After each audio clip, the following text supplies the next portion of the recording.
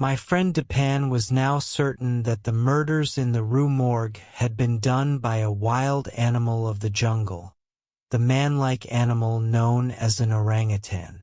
The animal had escaped from its owner, he thought, and the owner was probably a sailor. He had put a notice in the newspaper that the man who owned the orangutan could have it again if he came to our house to get it. Now, as the owner came to our door, we were both wondering if that man would, as Dupin guessed, be a sailor. Yes, the man who entered was indeed a sailor. He was a large man and strong. He carried a big, heavy piece of wood, but no gun. He said to us in French, "Good evening. Sit down, my friend. I suppose you have come to ask about the orangutan, a very fine animal. I have no doubt that it is a very valuable animal. How old do you think it may be?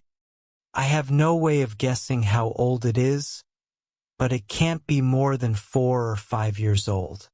Have you got it here?" No. We have no place for it here. You can get it in the morning. Of course you can prove it is yours." Yes, I can. I wish I could keep it. I would like to have it. Of course I will pay you for finding and keeping the animal. Anything within reason. Well, that is very fair indeed. Let me think. What shall I ask for? I know. Let this be my pay. Tell me everything you know about the murders in the Rue Morgue. As quietly as he had spoken, Dupin walked to the door, locked it, and put the key in his coat.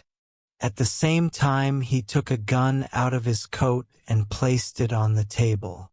The sailor's face had become red. He jumped to his feet and reached for his stick of wood. But in the next moment he fell back into his chair, trembling. His face became quite white, bloodless. He spoke not a word. His eyes were closed. "My friend, you must not be afraid. We are not going to hurt you. I know very well that you yourself are not the killer. But it is true that you know something about him or about it. From what I have already said, you must know that I have ways of learning about the matter, ways you might never have dreamed of. Now, I know that you yourself have done nothing wrong. You didn't even take any of the money. You have no reason to be afraid to talk and to tell the truth. It is a matter of honor for you to tell all you know. And you know who the killer is. So help me God. I'll tell you all I know about this, all I know. But I don't expect you to believe 1/2 of what I say, not 1/2. Still, I didn't kill anyone, and I'll tell the whole story if I die for it. It was that animal, the orangutan. About a year ago our ship sailed to the Far East, to the island of Borneo. I had never before seen Borneo. The forest, the jungle, was thick with trees and other plants, and hot and wet and dark. But we went, a friend and I, we went into that forest for pleasure. There we saw this orangutan, a big animal. But we were two and we caught it. We took it with us on the ship. Soon, however, my friend died and the animal was mine. But it was very strong and caused a lot of trouble. In the end, I brought it back to Paris with me. I kept it in my house, in my own house, carefully locked up so the neighbors could not know about it. The animal had cut one foot badly while on the ship. I thought that as soon as it got well I would sell it. I was certain it was of great value. And it was so much trouble to keep. I wanted to sell it soon. The night of the murders, very late, I came home and found the animal in my bedroom. It had got free, I don't know how. It held a knife in its hands and was playing with it. I was afraid. I didn't know what to do. When it saw me, it jumped up, ran out of the room and down the stairs. There it found an open window and jumped into the street. I followed, never far behind, although I had no hope of catching it again. The animal, with the knife still in its hand, stopped often to look back at me. But before I could come near enough to even try to catch it, the animal always started to run again. It seemed to be playing with me. It was nearly morning, but the streets were still dark and quiet. We passed the back of a house in the Rue Morgue. The animal looked up and saw a light in the open window of a room high above. It was the only lighted window in sight. The animal saw the metal pole, went up it quickly, and jumped into the room. All this didn't take a minute. I didn't know what to do. I didn't know what I could do. I followed the animal. I too went up the pole. As I am a sailor, it was easy for me. But the open window was far from the pole, and I was afraid to try to jump. I could see into the room, however, through the other window, which was closed. The two women were sitting there with their backs to the windows. Who can guess why they were not sleeping at that hour of the night? A box was in the middle of the floor. The papers which had been in the box were lying around on the floor. The women seemed to be studying some of these.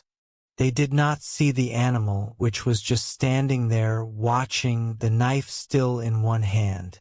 But the old woman heard it and turned her head and saw the animal there, knife in hand, and then I heard the first of those terrible cries. When the animal heard the old woman's cry, it caught her by the hair and slowly moved the knife before her face. The daughter, filled with terror, fell to the floor and remained there without moving, her eyes closed. The old woman continued to cry for help, screaming with fear. I think the animal now was as afraid as the old woman was. With terrible force it pulled out a handful of hair. And when the woman, covered with blood, tried to run from it, the animal caught her again by the hair, and with one move of its arm it nearly cut her head from her body. Throwing down the body, the animal turned and saw that the daughter was moving, watching it with horror. With fire in its eyes it rushed to the girl, put its powerful fingers around her neck, and pressed them firmly there until she died. When the girl stopped moving, the animal dropped her body to the floor and looked up. It saw my face in the window. It began to run around the room, quickly, without purpose. It jumped up and down, breaking the chairs, pulling the bed to pieces.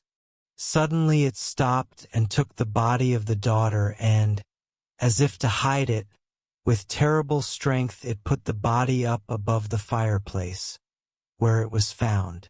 It threw the old woman out the window. All this time I was hanging from the pole, filled with horror. It seemed I had lost the power to move. But when I saw the animal coming toward the window with the old woman's body, my horror became fear. I went quickly down, I almost fell down the pole, and I ran. I didn't look back. I ran. Oh my God! My God! The chief of the police was not happy that the answer to the mystery of the killings had been found by someone who was not a policeman. He said that people should keep to their own business. Let him talk, said Dupin. Let him talk. He'll feel better for it. And he's a good fellow. But he makes things less simple than they really are. Still, people call him skillful and even wise. I think they say this because of the way he explains carefully, fully, something which is not here or there or anywhere, and says not possible about something which is there before his eyes